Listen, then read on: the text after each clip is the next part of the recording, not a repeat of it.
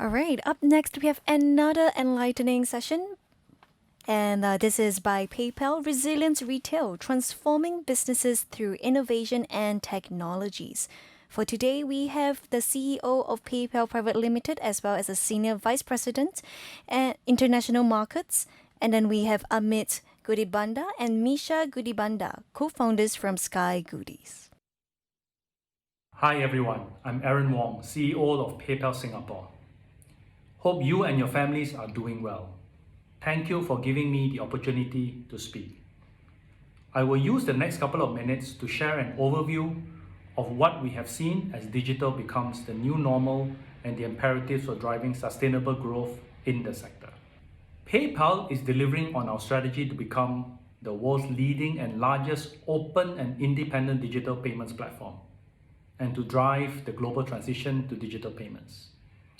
This strategy involves innovating to create engaging and rewarding customer experiences, becoming the payment partner of choice for businesses seeking to connect with their customers in new and engaging ways, making PayPal available everywhere people want to shop, to pay, to manage, and move their money.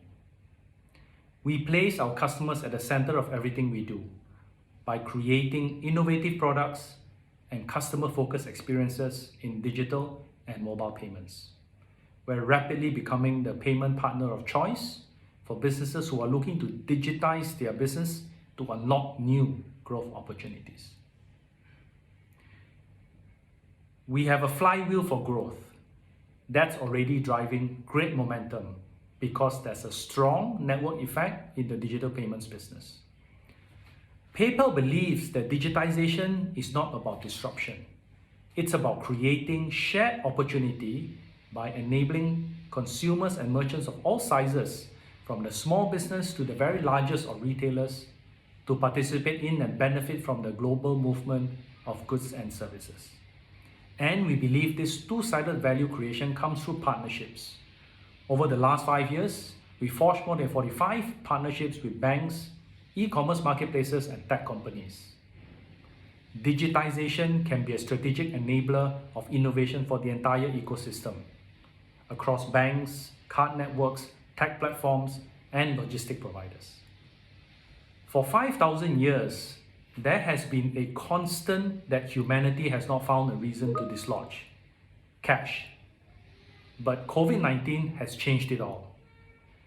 The global health crisis and related economic challenges have dramatically accelerated the movement of all things from physical to digital, and it is here to stay.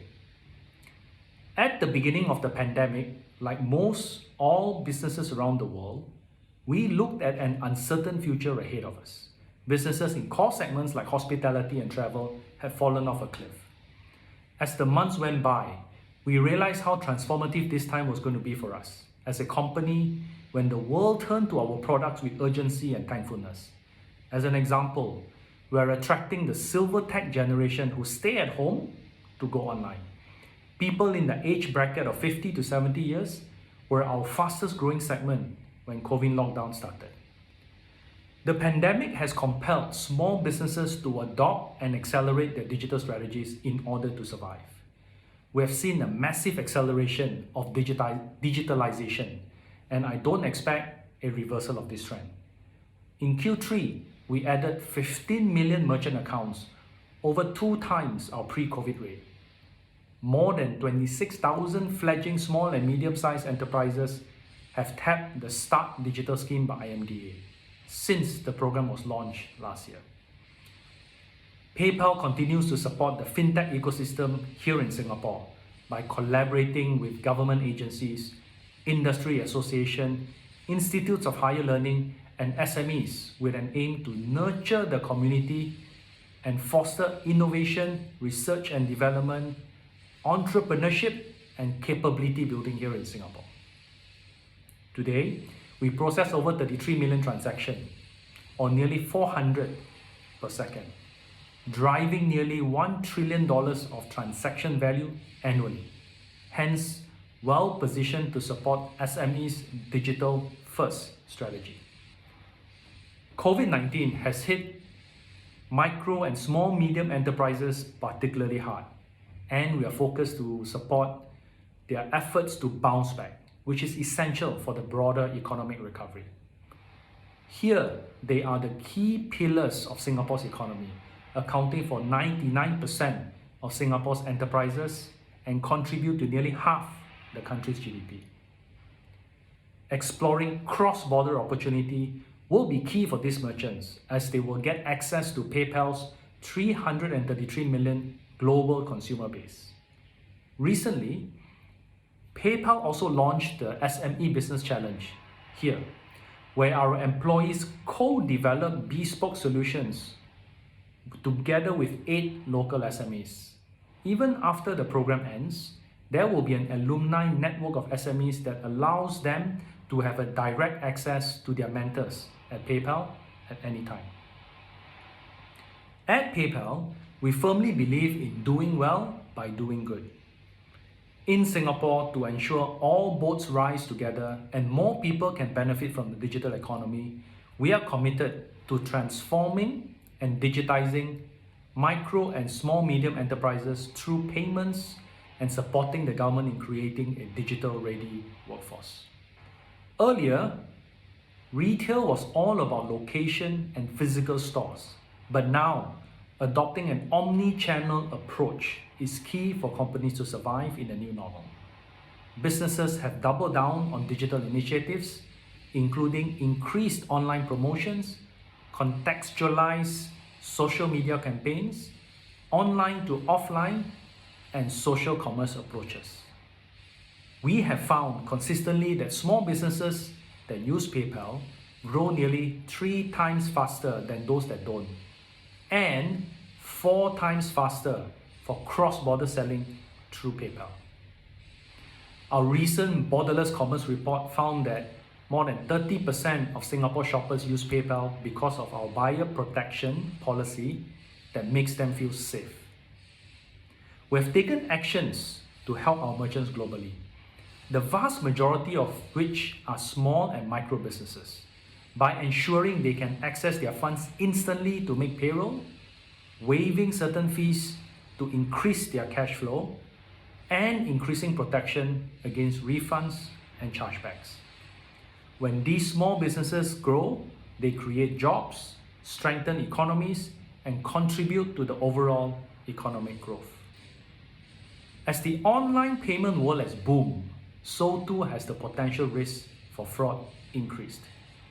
Digital goods can be more susceptible to fraud than traditional physical goods. As we are adopting new capabilities such as machine learning for fraud prevention and management, but fraudsters are also leveraging these capabilities in their efforts. We need to be one step ahead. With PayPal's cyber defense centers in both the US and here in Singapore, our 24/7 teams are looking for attack vectors, stopping them before they hit our customers, before, during, and after a transaction. Our advanced machine learning and deep learning algorithms can identify and prevent fraudulent behaviors within milliseconds. On a regular day, we do north of about 33 million transactions, and at any given second, more than 22,000 in payment volume. Hence, security is our number one priority. We invest a lot and continue to make progress in this area.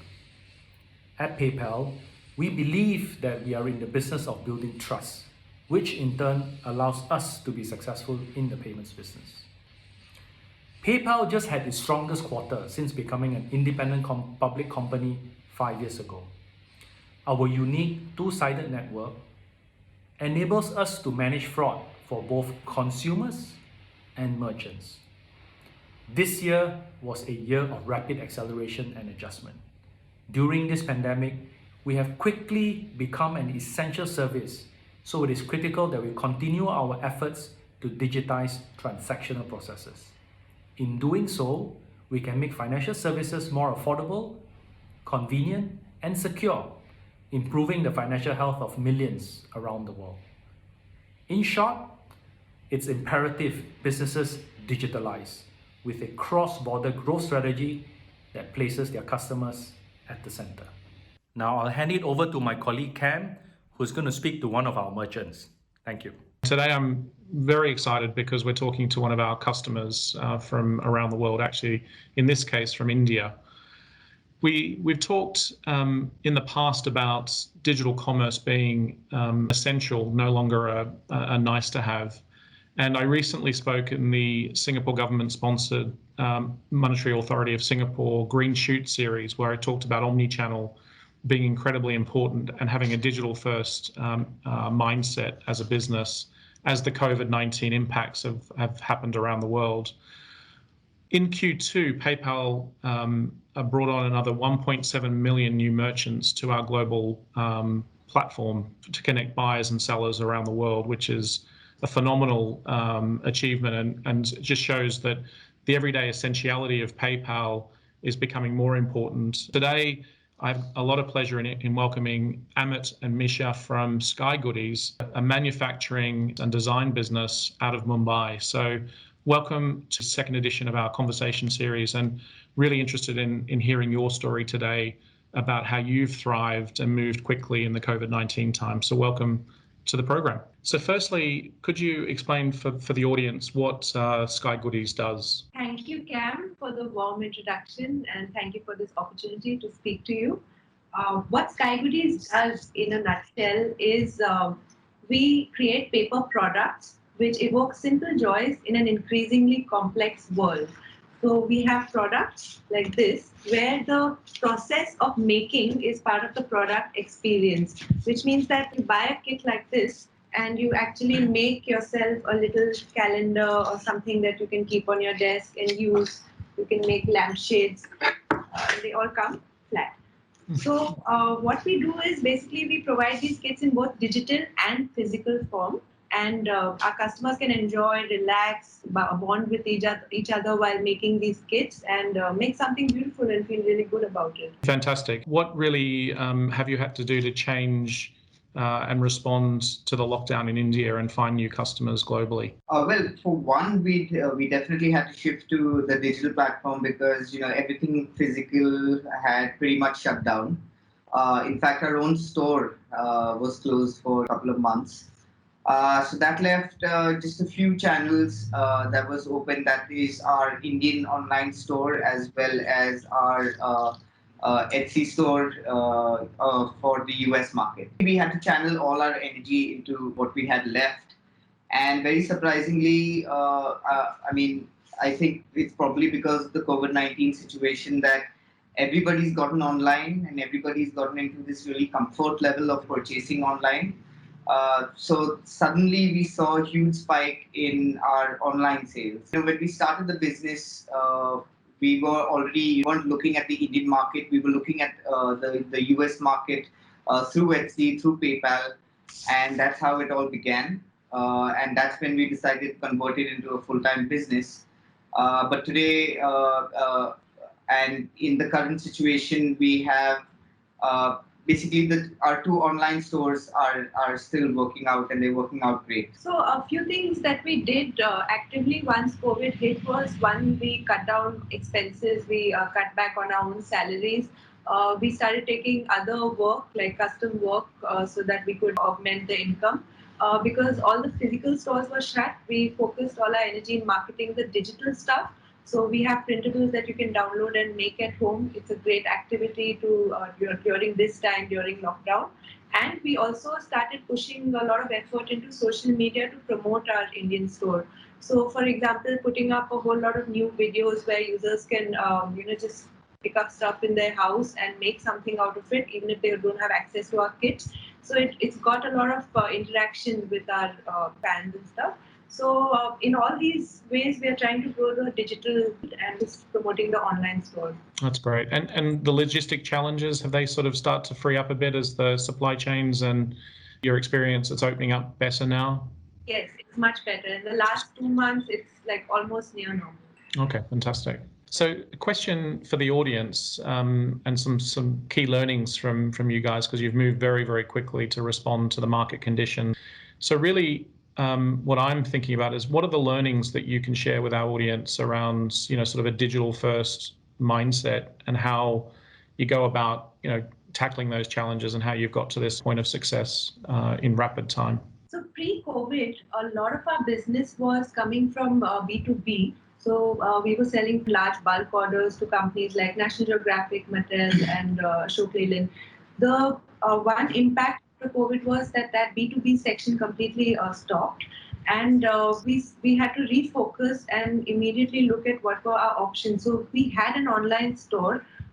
So we started like really pushing the B2C communication and the B2C marketing so that we could reach our customers directly and allow them to digitally download our products and use them at home or ship it to them directly. So one thing was that we cut back all the extra expenses. We immediately refocused our marketing strategy to online and B2C. And thirdly, we quickly set up channels where even like say customers we were not reaching earlier can now download our stuff and use it at home. And then things like reaching customers across in cross-border sort of markets out of India. I mean, how did you see the logistics network perform? Has that improved? Are products getting to customers quicker?